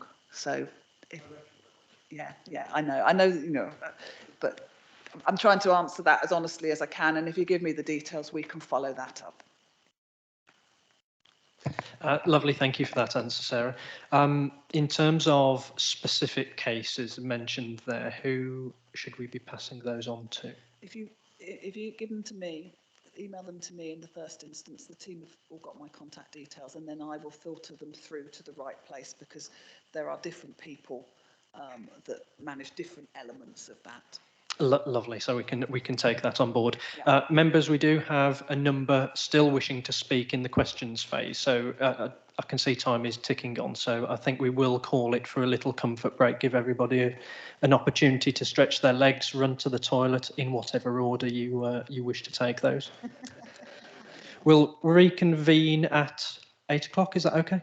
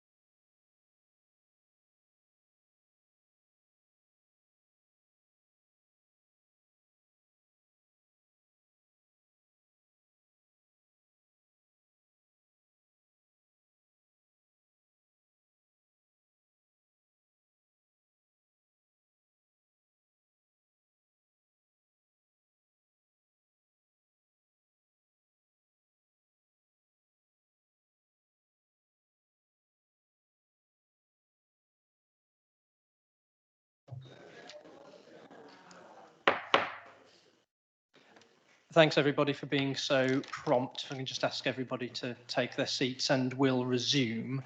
So we did end off with Councillor Cope, and we can move on to Councillor Hingley for a question. Thank you, Mr. Chairman. Hi, Sarah. You gave a very good presentation. For the first time, I really understood a lot of the problems that you do have. I cheered for Kimber because of the new Burgesses. They're absolutely beautiful. And as far as I know, they're all very happy there. Yes, they've got problems, like you've said, you know, heating and water, and I'm sure they're only teething, and they'll get right. So it is a big thank you for that. Mill House. There's been rumours going around that possibly we will have Ukraine people living there. Is that a possibility? So thank you for the positive comments about the Burgesses. And yes, it's in defects period, so there's all those little teething problems for people. And the last residents only moved in a week or two ago, I think. So the contractor is a contractor we know really well, and they're really a very good, solid contractor. And there will be a site opening, date to be agreed, so you will have the opportunity to come and have a look. In terms of Mill House, there's been a lot of discussion, literally last week, this week, around the potential future temporary use of Mill House, because it is empty now. And one of the options that we were asked to consider by one of the South Staffs councillors was whether it was suitable for temporary accommodation for Ukrainian refugees. Yes. The conclusion that was reached, and this has been shared with the councillor, was part of the reason why Mill House has been emptied was because of the scale of the investment that was needed to keep that property to a safe and decent standard and somewhere people wanted to live. Probably 2/3 of the units there are bed sits, which is not terribly desirable for anybody anymore. So it's a mixture of bed sits and 1-bedroom flats. A very significant amount of investment required. And we did all the specs, we did all the sums, and it was going to cost somewhere between £400,000 and £500,000 to get that in a fit and safe state for it to be occupied. So no, Mill House will not be being used for Ukrainian refugees. So I'm sure there's some people there who are pleased about that, and other people who think it's extremely sad. What we are doing, just on the refugee point, and we have a long track record with you here and other local authority partners with Afghanistan refugees. We are going to be providing accommodation where you need it, but from the standing stock as we have voids come through, rather than somewhere like Mill House, which would be a very large concentration in a fairly small area. Although I was advised that the community were really quite keen, so I think we've got quite a few people that are disappointed. But the scale of the investment required to get that building to work properly just would have, I think we worked it out that on the money that the government is saying they're going to pay for that accommodation, they're only guaranteeing that money for 1 year, and it was going to take something like 8 years to recover the cost. So it's just not viable, and we have to help in a different way. Thank you, Sarah. Councillor Hingley, that answer your question? Lovely, thank you, Councillor Hingley. Next, we move on to Councillor Ford and then Councillor Kath Perry. Thank you. I think, Mrs. Biley, that I owe you a very large vote of thanks. If you remember, your flagship was Pen Creek many years ago, and I was largely responsible for encouraging people to go and live there. Having done that, I was then taken to task about everything that went wrong. And as you know, there were a good many teething problems and so on. But over the last 3 years, I've had only a very few sort of remarks made or telephone calls made to me. So you have your new organisation has obviously done the trick. There is one thing that does worry me a lot. When a resident dies, the other residents were very concerned because if it was difficult to sell the property, they were having to pay a lot of the time for the upkeep of that time, although there was nobody in there. And they felt that was very unfair. I don't know if that's still the same, but if it is, I would like your assurance that that can be addressed now. And so on, just for the benefit of the other residents who are there. Thank you. Thank you, Councillor Ford. So your question is can that be addressed? I think Pencrick, for those that don't know it, is an extra care scheme in Penkridge. It was actually built before I joined Housing Plus, but it was pretty young when I joined. So I'm pleased to hear that the teething problems have been sorted out. Pencrick is mixed tenure, so we have social rent and shared ownership and owner occupiers there, and they are pepper potted. I think, and I could be wrong, so tell me if I've gone wrong with this. If an owner occupier has died, then their heirs, that's the word, are responsible for the costs until they sell that property. They are owner occupiers, they are leaseholders, those are their costs, whether or not they are using the services and facilities there. Because so if we have one flat empty, we don't reapportion the service charges to the other 50 or 60 or 70 flats. That remains, if it's a social housing tenant, that remains our loss problem. If it's an owner occupier, it's their heirs problem and they need to pay that. And I do know that we have had a couple of grumbles from people who have inherited a flat. Wouldn't have to necessarily be Pencrick, but at Pencrick in this case, and saying, well, I'm not using the gym and I don't go to the hairdresser and I'm not using the restaurant. Why have I got to pay for it? But legally, they are obliged through their contract and their lease agreement with us to continue to make those payments. Things like ground rent. And there's a really interesting twist with the whole owner occupiers piece. So even if we were minded to let them off that, the Charities Commission would not let us do it because we are not allowed to cross subsidise from social housing, either assets or income, into what's private independent accommodation. So our social housing tenants cannot and must not cross-subsidise more commercial activities like sale or an owner-occupier. If I could just come back on that. Yes, Councillor Ford. I think the problem was that the inheritors said they had nothing to do with the buying of the property in the first place. They had not taken on any responsibilities like the owner had, and they didn't feel that it was fair that they should have to pay for that. So it's just interesting to be able to explain that away. Thank you. Thank you, Councillor Ford. I think the point has been made already, but Sarah, would you like to add to that? Yeah, all I would say is they might not have been involved in their relative purchasing it, but they are the legal successors in title and therefore they are legally obliged to fulfil those obligations. And that's not our decision or our policy, that is the law around the ownership of that unit and their inheritance of it. Lovely, thank you, Sarah. Councillor Perry. Thank you, Chairman. Thank you, Sarah, for a good presentation. There's a lot to take in on that. Unfortunately, I'm a little bit on the negative side, so sorry about this.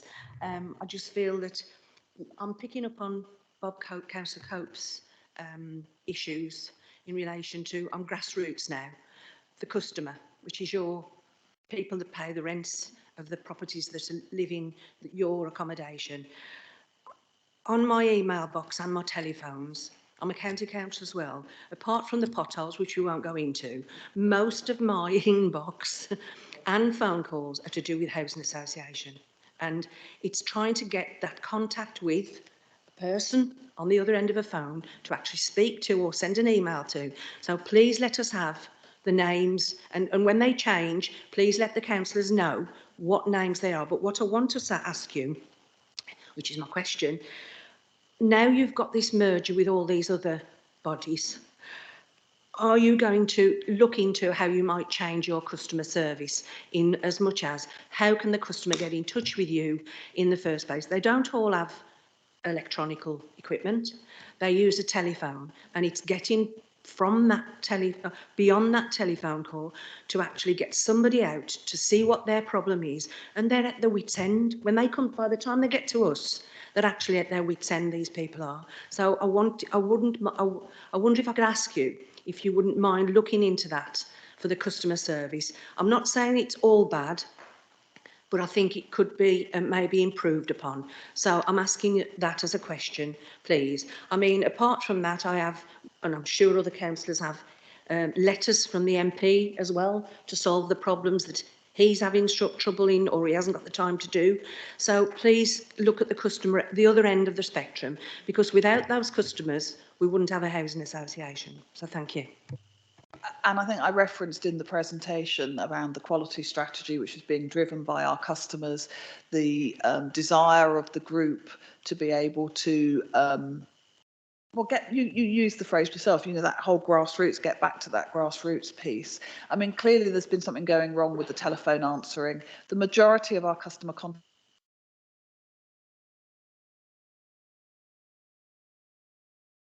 Shall I just shout? Oh, am I on again? Oh, I won't shout. The majority of the customer contact is through the phone or through face-to-face contact. And obviously face-to-face contact did take a bit of a hammering with COVID, with the offices shut. But we did maintain staff out in the communities. So bulk of it comes through the phone. And what I'm hearing is that's been patchy at best and not effective at worst. So I will take that back. And we will look at that. We do have the ability to email. Customers email me all the time, normally about 10 o'clock on a Sunday evening, which is quite interesting. I'm sure you all experience that as well. But you know, we know that most customers, you know, a lot of customers don't have access to that. But you know, they can email, they can call in, they can you know, talk to a member of staff when they see them out and about on the estates as well. So there are a variety of ways, phone still being the principal one, and clearly it needs to be improved from what you're saying to me. The MP's letters is quite interesting because they tend to just fire them off to all of us and we all get the same letter.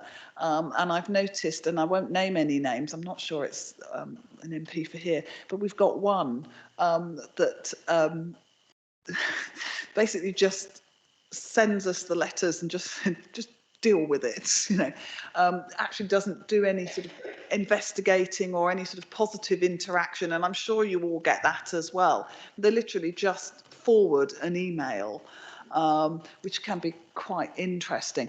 And we do find, particularly with MP inquiries, that we have a very high proportion of customers who, quite rightly, if they're elected MP, will go to their MP before they've spoken to us. So we have a very high proportion where we're saying, wow, you know, we don't know anything about this.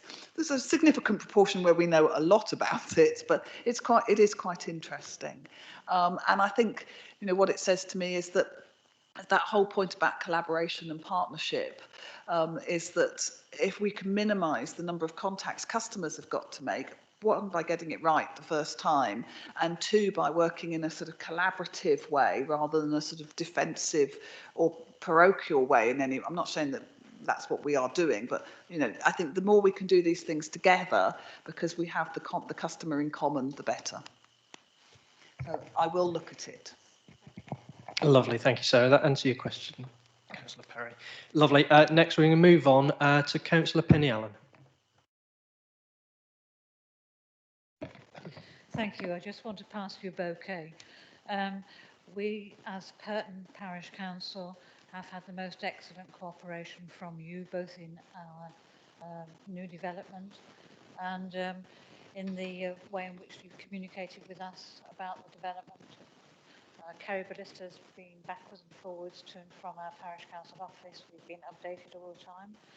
I just put in a plea for the electric vehicle charging points for all properties for us, please, because I can quite foresee the first set of development, if it's built without them, the second wave will be all probably by that stage legally required to have them, and we shall have 72 homes complaining to us that they have been disadvantaged. But thank you. The mix of housing is what we asked for, the affordable mix. We're really looking forward to it, and there's going to be a heavy demand for those properties. But we're very grateful for everything that's been done to assist our community and to provide the resources that we require to actually cope with new housing and to advantage our community with the allotments and the youth funding that's coming forward. So thank you. Thank you very much, and I'll pass that on to Kerry. And I think Wrottesley Park Road is an example of fabulous partnership working with the council, the councillors, the parish council, and our development team. It hasn't been an easy site to get away. We suffered particularly badly with the tender prices when the tenders came back on that. So to actually be able to get that going and get that delivered has taken, shall we say, a lot of imagination and energy, because it was a significant difference. And we are fortunate, and I hope, if we were to speak again, the contractor that we have on that site, SJ Roberts, we've worked with a number of times, and they have always been brilliant with their community relationships when they're on site. Inevitably, new build is dirty, noisy, muddy, disruptive, temporary traffic lights, I hate them, but they really go the extra mile to make sure that they're working with and involved with their community. And the allotments there are particularly exciting. I'm particularly excited about the allotments, I have to say. Lovely, thank you for that response, Sarah. Moving on, I actually have a question here that was submitted to me this evening by Councillor Holmes. It is quite specific to residents of Sunset Close in Coven, so I won't go into the specifics of it. I'll pass that on Councillor Holmes' behalf. But the gist of the question is basically that can Homes Plus commit to and ensure that they are keeping their tenants, their residents, informed of all developments that are going on within the group? Yes, we try to, through the website, through the tenants' newsletters, which go out electronically, they go out in typed format. There's a news feed on the website, there's a Facebook page, there's all sorts of Twitter accounts and all sorts of bits and pieces. So there's quite a lot of ways of trying to keep customers involved. I don't know if he's got a particular specific issue. I suspect that he has.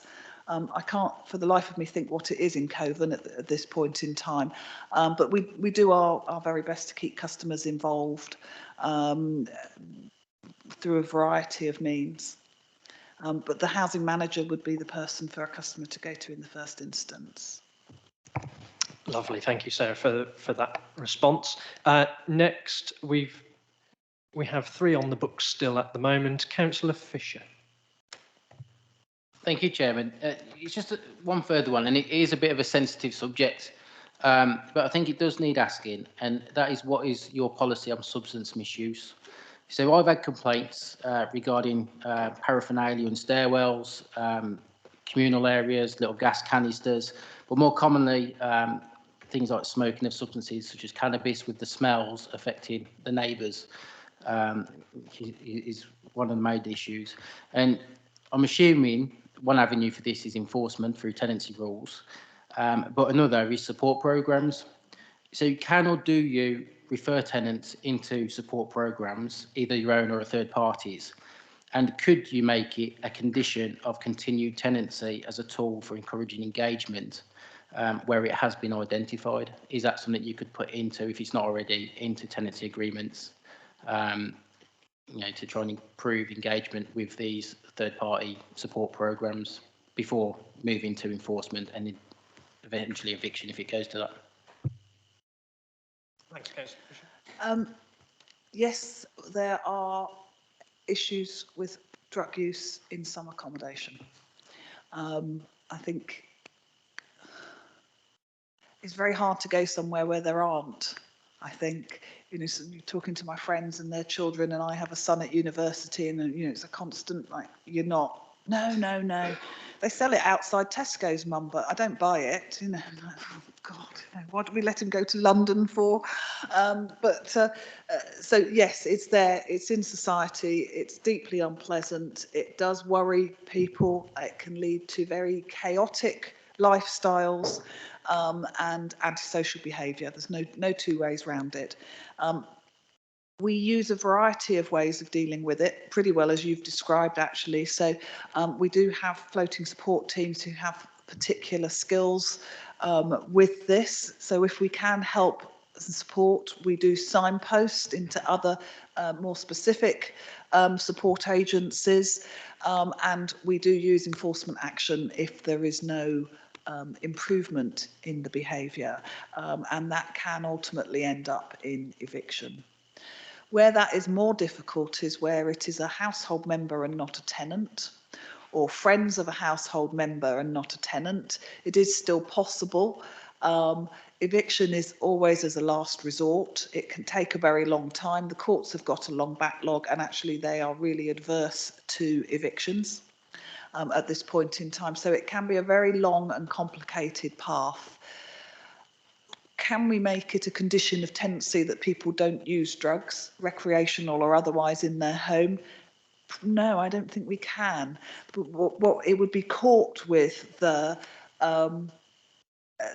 general phrases that are in the tenancy agreements that are around appropriate behaviour, not being a nuisance, maintaining their property, not, living in it and allowing their neighbours to live in peace and quiet in their home. So it's only when it becomes an issue that we can trigger. But yes, we get a lot of contact, particularly about the smell of cannabis. And it does get worse. The most extreme cases are seriously bad. Not an issue particularly in South Staffs. Interestingly, more in Shrewsbury. Because of its location near Liverpool and Manchester. Shrewsbury has had a lot of difficulties. We have some very deprived estates in Shrewsbury, but we've had a lot of difficulties with cuckooing and county line drugs. And so we do work very, very closely with the police. And our enforcement team are not all, but mostly ex-police officers. So they have those links into the local police forces to deal with the really, well, they deal with all levels, but the really extreme uses and misuses of property. And where we have got things like cuckooing going on, then they tend to target very vulnerable individuals. So the support can go in there. So it's a really difficult, tricky issue. The tenancy agreement allows us to deal with it, but we would try a sort of softer approach in the first instance, but mindful of the issues that drives for the neighbours. But very sadly, something that's becoming increasingly prevalent, not just in our homes, but across society. Lovely, thank you, Sarah. Councillor Fisher, that answer your question? Yeah, in a nutshell, I think the only comment I'd say to that is when I went through this particular issue, obviously there's a lot goes on behind the scene with the individuals, which is how it should be. But the surrounding neighbours, where their life impact's been affected, going out in the garden, doing normal activities, is being affected, don't see any of that going on. They just feel abandoned. So I think when this does happen, looking at how you communicate with surrounding neighbours, obviously not disclosing anything, it's a sensitive subject, as I sort of said at the start, but letting them know that things are happening, you have got policies in place, and it does take time, because from my experience, they just got no communication at all, and from their point of view, nothing's been done. Thank you, Councillor Fisher. At this point, bring in Maggie Quinn while seeing as you're here. Thank you very much. Yes, I just wanted to say that we work in close partnership with a lot of agencies, one of which is Homes Plus, especially around what you've just mentioned. There are tools and powers. The Housing Association hasn't got accessibility to the tools and powers, but the local authority has. So we work in partnership to get community protection notice warning. Exactly the scenario you've suggested is where the CPNWs fit.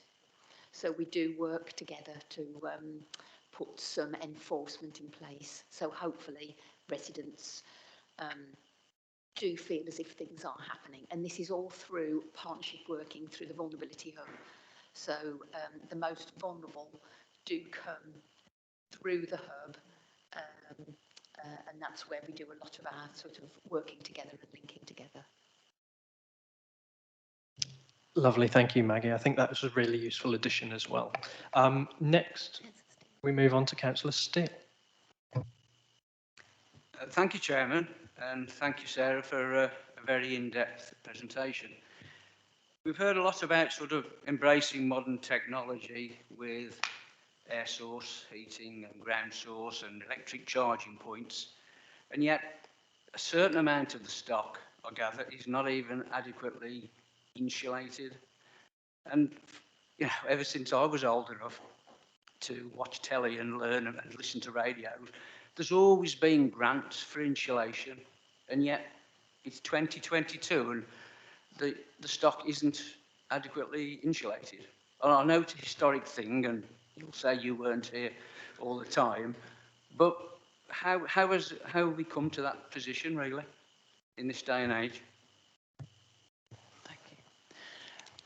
I think what I said, I didn't actually say the stock wasn't adequately insulated. What I said is that our initial target in terms of net zero was to get all of our stock up to SAP level C. So the fact that we have properties that are below SAP level C suggests that there are a combination of factors, some of which is heating type, some of which will be insulation. So it's not that properties don't have insulation, there are varying degrees of insulation, and there have been ongoing insulation programmes. But the point I was trying to make is that the new technologies will be not very useful to customers if the insulation levels aren't improved in some of the properties. So there's sort of a mixture of responses, and I think I also referenced some of the non-traditional builds, so things like airy houses, which are the concrete ones, the concrete panels. You've got British steel, they're really horrendous to insulate. So we have to find quite imaginative solutions for some of these, and across the group, most of the non-traditionals have been dealt with. We've just got a new batch come in with the merger with Stafford and Rural, where they haven't been addressing it. So it's not, I'm not saying that it's only at South Staffordshire. In fact, the problems are more extreme in the Stafford area in terms of the level of investment that the properties have had, because in Shropshire and South Staffordshire, that's been a constant programme of investment.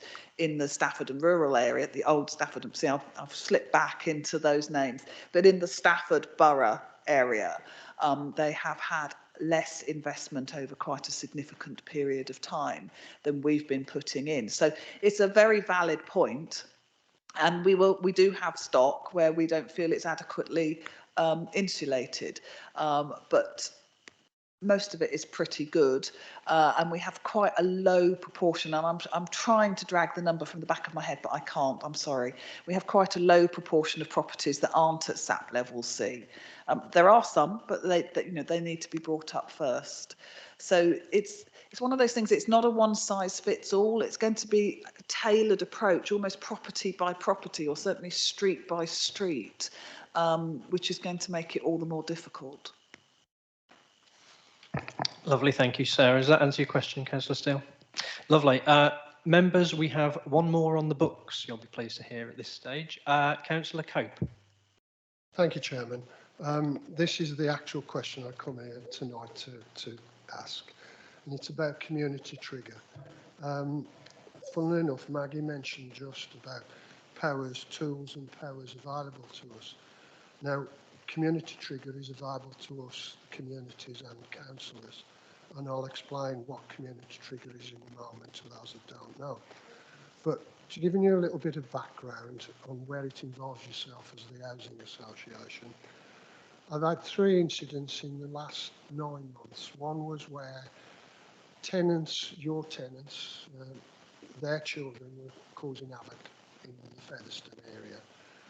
I spoke to the neighbourhood housing officer and the police, but I never got any feedback on what was actually happening about the problem. The second example was where a lady with mental health problems actually was causing a real problem with throwing waste out and rat infestation.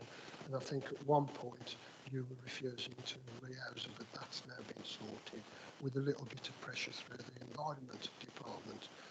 And another one is, again, youngsters from tenants of yours causing vandalism in the local community centre. And this is where I'm leading through to community trigger, because I only found out about it recently when I saw the programme on Panorama. Apparently it's been around since 2014. And I've looked up what we're doing as a council, but just as I said, I'd give some explanation of what community trigger is. And I've had this off the government website. And it's community trigger, which gives victims of persistent and antisocial behaviour reported to any of the main responsible agencies, such as the council, the police, and the housing provider, the right to request a multi-agency case review of the case where a local threshold is met. And it says, it goes on again to say that those are the relevant agencies that would be involved in this. And each area chooses a lead agency to manage the process. But when I look on our website, we referred it to the police. But on our website, it tells you to ring 101. Well, anybody who's rung 101, you can wait 25 minutes. And these people have got antisocial problems, behavioural problems, and you can submit it over the internet, but it's not fit for purpose. And therefore, my comment to you, and I want to bring Maggie in because of the council side of it, is what do you do as regards a community trigger with the Housing Association? Because at the moment it's being referred to through the police, and yet it's some of your tenants that are causing that antisocial behaviour. Thank you, Councillor Cope. So we'll go to Sarah first and then Maggie. Is that okay? Yeah. I mean, just briefly from me, because I think Maggie's got more of the information at her fingertips on this. We would participate in those multi-agency panel meetings and discussions, and we have those multi-agency discussions for all sorts of things, not just antisocial behaviour, you know, child protection and vulnerable adults, safeguarding panels, all sorts of bits and pieces. So the community trigger panels would be something that we would be involved with, because often these things need they need to be addressed by a number of people, because we all have different things that we can access or do, and the best course of action will be different depending on which case is which. And I think, as we've sort of covered, you know, the biggest, if you like, I will use this phrase, but the biggest stick that we have is that we will evict. That takes a very long time and is very, very drastic. You've only done one, haven't you? That's we have. It's the threat, isn't it? Rather yeah, than the it is. And, you know, people don't believe that we will do it. Yeah. You know, I mean, I've worked in housing since I was 20 years old, so you can guess how many years that is. And I started doing homelessness, and people would regularly present and say, you know, this was in a local authority, well, I've been told they're going to evict me for this, that and the other, but they won't because I've got children. It makes no difference what the makeup of that household is. If we have an eviction order and the issue persists, then we evict whether there's children there or not. It's not something we enjoy doing. But it's a very slow tool, and it's really not the best thing to be doing because it just recycles the problem somewhere else for somebody else. So really, if we can work in partnership and find more workable solutions, and a large part of this is educational, and I don't necessarily mean, you know, your 3 R's type education, although there's an element of that. But you know, we see in some of our homes, third and fourth generation unemployed, some extremely poor role modelling around parenting, eating, etc. And actually, they don't have the role models.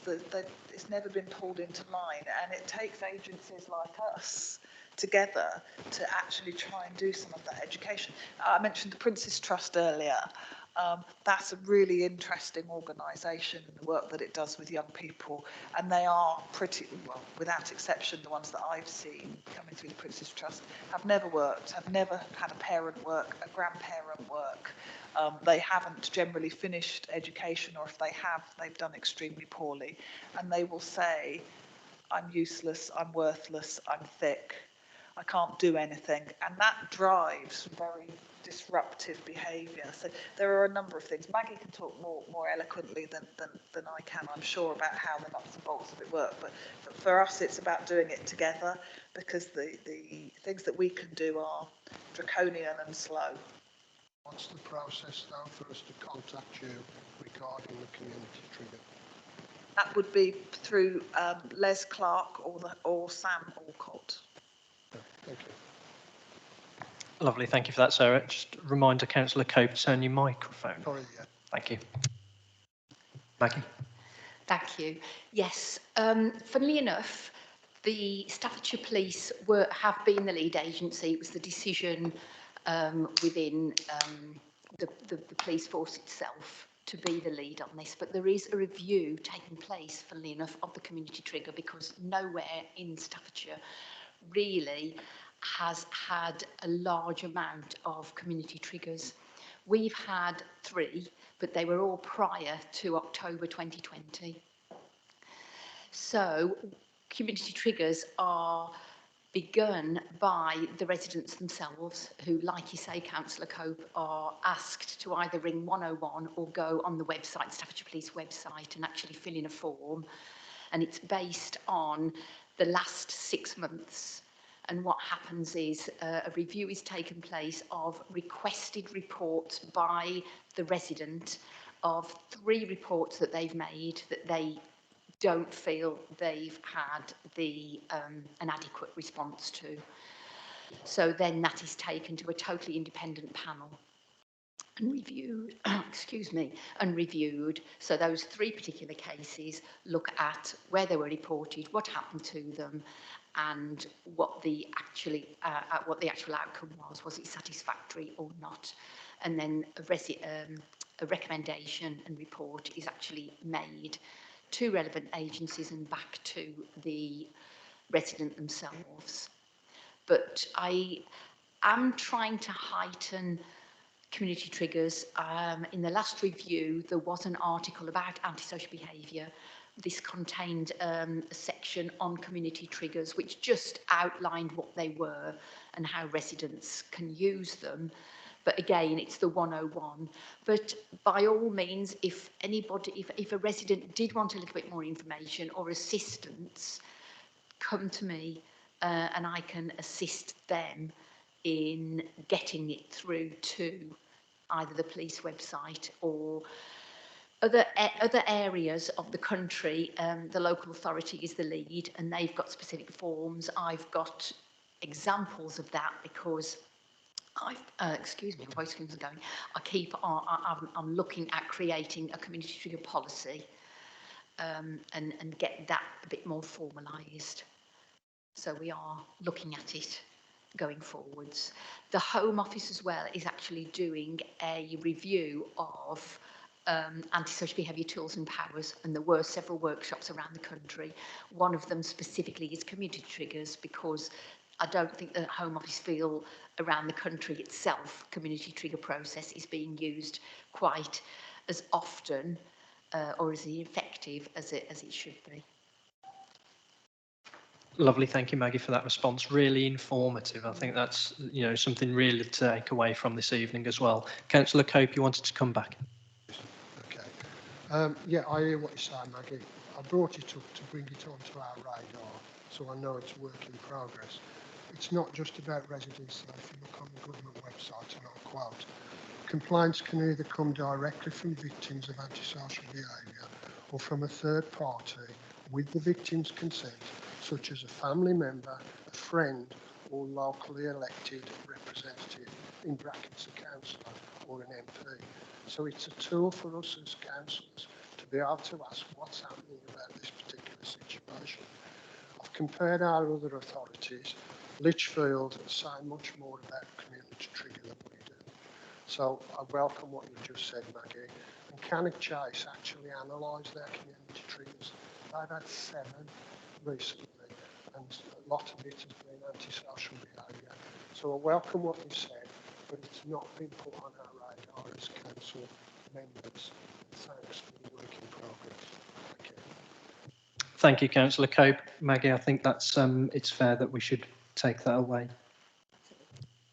Yes, thank you very much for that feedback. We will definitely look at the website and possibly in the next review we can bring a lot more attention to community triggers and how everybody can get involved, as you say, not just residents but locally elected members as well.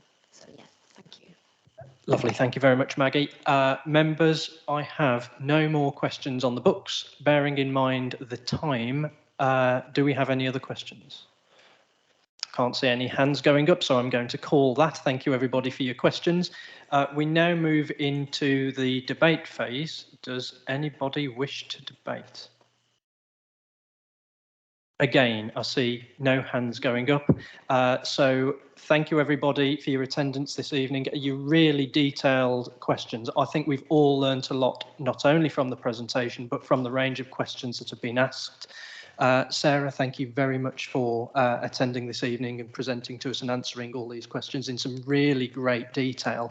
And of course, thank you to Maggie as well, as that final bit on community trigger has been really insightful as well. Thank you very much, everybody. And thank you for being such a lovely audience for me this evening as well. I hereby close the meeting.